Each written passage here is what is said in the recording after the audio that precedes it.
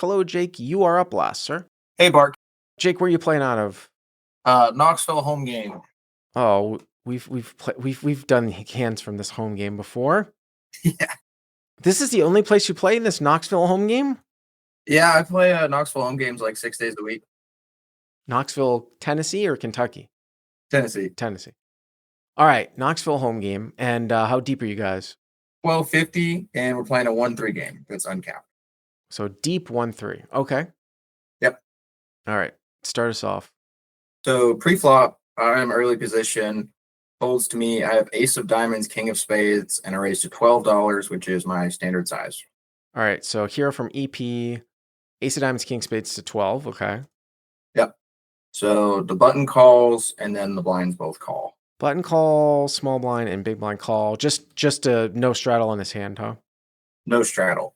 And the button is going to be the main villain for the hand, and he's pretty competent and normally 3-bets me, so I'm already a little suspicious when he just flats pre-flop. Suspicious of what?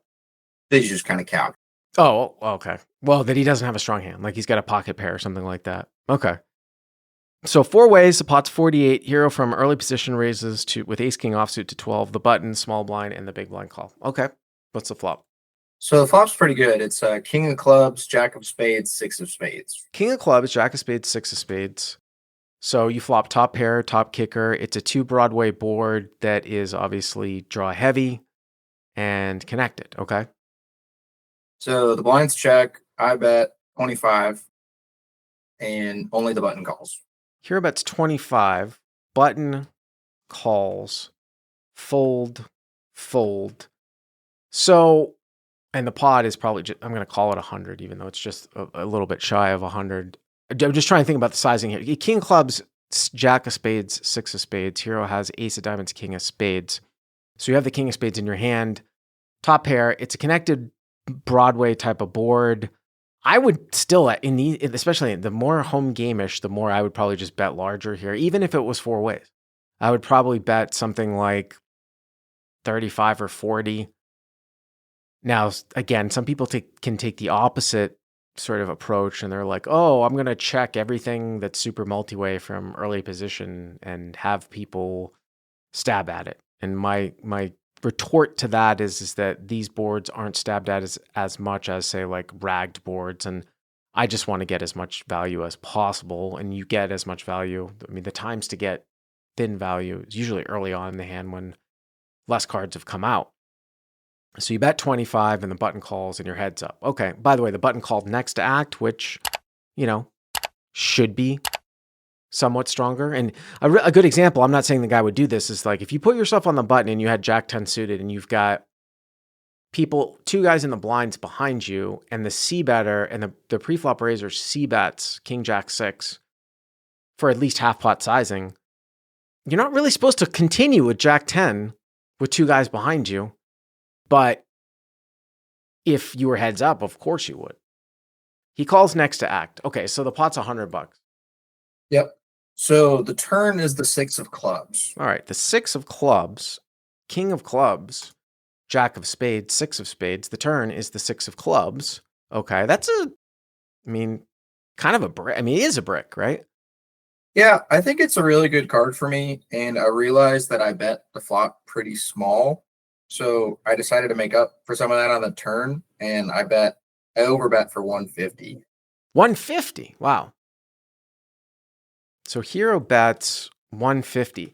Now, I will say that when you get cards that are totally bricks, and again, I because of this would be hard. This one would be hard to like run in a GTO Wizard or something like that because of that multi-way nature of it.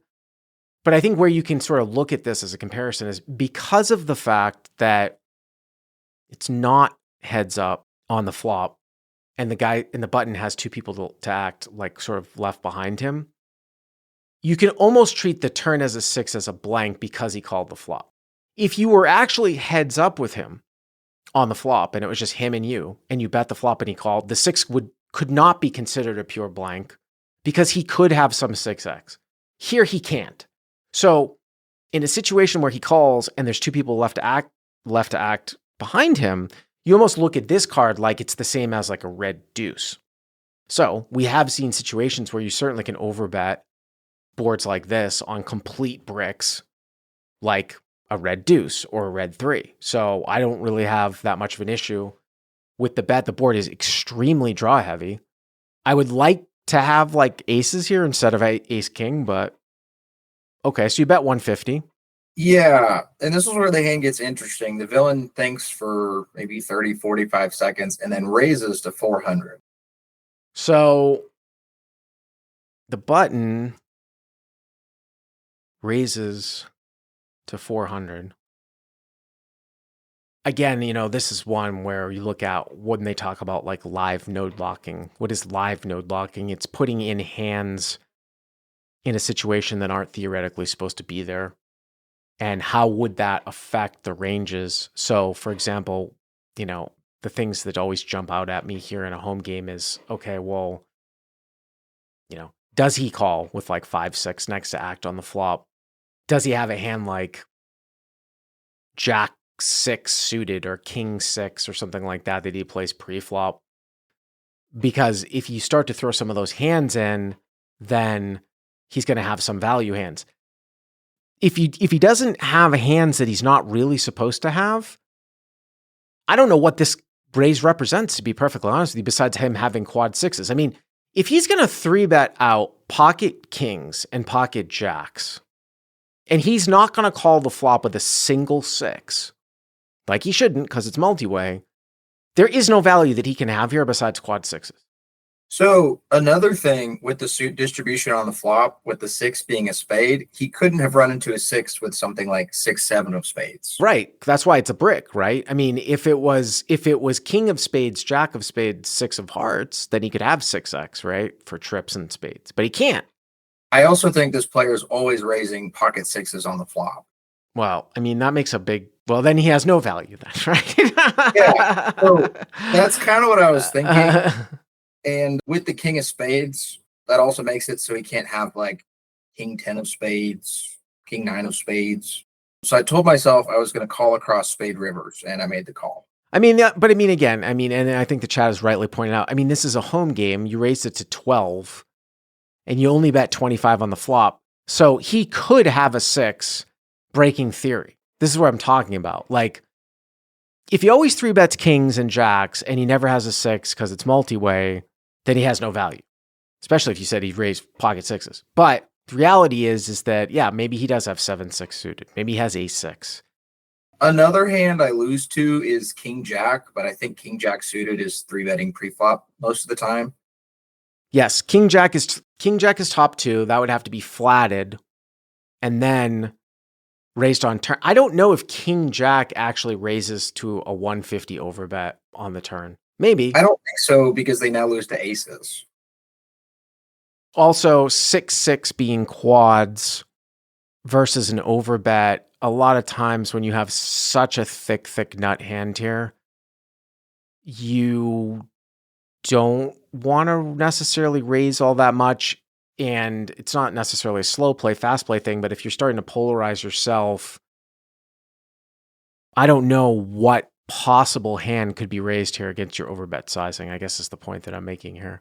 So hero bets 150, button raises to 400. So I'm assuming that you think this guy's leaning towards like possibly he picked up like jack X of clubs or a straight draw and a flush draw, something like that. Yeah, I'm thinking maybe something on the club side. Maybe I think like a spade combo draw would probably raise the flop. So maybe something with clubs. And he doesn't, I think ace queen is also raising a lot pre-flop. So that kind of cuts down on some of those combos. It could be like ace queen of clubs. Yeah. The pot's $900, right? Yeah. All right. So king of clubs, jack of spades, 6 of spades. And but Nate says 3 ways button isn't supposed to fold any 6x on the flop. It was actually 4 ways, Nate. So I would find that very hard to believe that he's not supposed to fold. That's why I keep saying like 6. You got a 6, it's got 2 people behind you. Yeah, also maybe he could continue with like a 6-7 of clubs hand, but like on the turn he just can't have that. because we're deep and he might think that he could turn like a 5-out draw or pick up clubs. Well, how about just like 6-7 of hearts or something like? Oh, you mean 6-7 of clubs because it has the back door, but the 6 of clubs coming in means that you can't have it. Yeah, exactly. King clubs, Jack of spades, 6 of spades turns the 6 of clubs. Okay, the pot is 900. Yep. So the river is the 5 of spades. 5 of spades. So the river is the 5 of spades on the front door side. King, Jack, 6, 6, 5. Okay. Yeah. So because I overbet turn and villain raise, I decided to check. And then the villain thinks for maybe 20, 30 seconds and then jams for 850. Well, I mean, he's certainly polarized.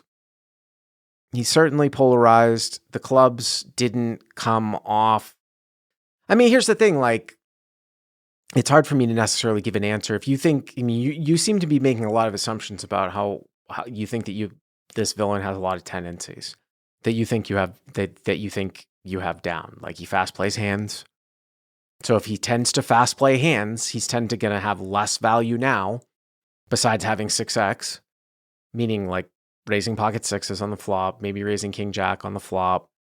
If he tends to raise combo draws on the flop, then I guess the 5 of spades is kind of a brick. I mean, we're sort of left with him raising a lot of either trips with 6x that was a little bit wide on the flop, or some sort of two-way like backdoor club type of hand that is going for it now, but missed.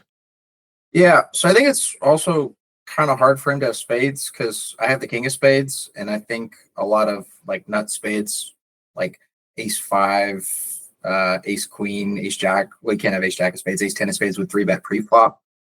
So I decided to stick in the call pretty quickly. So hero calls. Yep. And he taps the table. I flip over my hand, and he shows me queen 10 of clubs, and I win. Queen 10 of clubs. So the button has queen of clubs, 10 of clubs, which some people 3-bet that hand too. I mean, it's a button call, so I mean, you're in early position, button makes the call. So, I mean, there certainly are some flats on the button with some playable hands that might not necessarily be 3-bet, but sure. It comes down again, like I think the most important part of this hand is that it's hard in theory for the guy to have a single paired 6 on the flop when it's 4 ways. But you will find that some of the time you didn't bet all that large. A lot of times, though, when you take an overbet sizing on the turn and somebody raises you, their hand is going to be better than one pair, or they just have the absolute largest combo draw that you can possibly imagine, which in this case the guy did. Now, there are situations where if you put that range, the largest combo draw you can ever have, and then situations where it's like sets. Obviously, this board is different because there's, sets are full houses, but like, say somebody puts you all in on the turn and like, you have an overpair and it's like, okay, well, this guy's got a set or he's got a combo draw, and you're drawing dead to a set or drawing very slim to a set. And the combo draws that they have are like 15 out draws. There's just less combo draws, less combinations of combo draws, because they're only specific hands. Like queen 10 of clubs is only one hand here, but there are 3 combos of sets. I'm just saying, like, on a different hand, this is why sometimes we fold when our opponent's range beats one pair of hands and also are like the biggest combo draws in the world. Our hand doesn't do well against that. No, and I realized I had a bluff catcher on the river, but if you average out the equities of like he's got a lot of sets and a couple combo draws, you're not doing very well. Right, exactly. That's exactly what I'm saying. Yep. So anyways, I appreciate the call. Thank you very much, sir.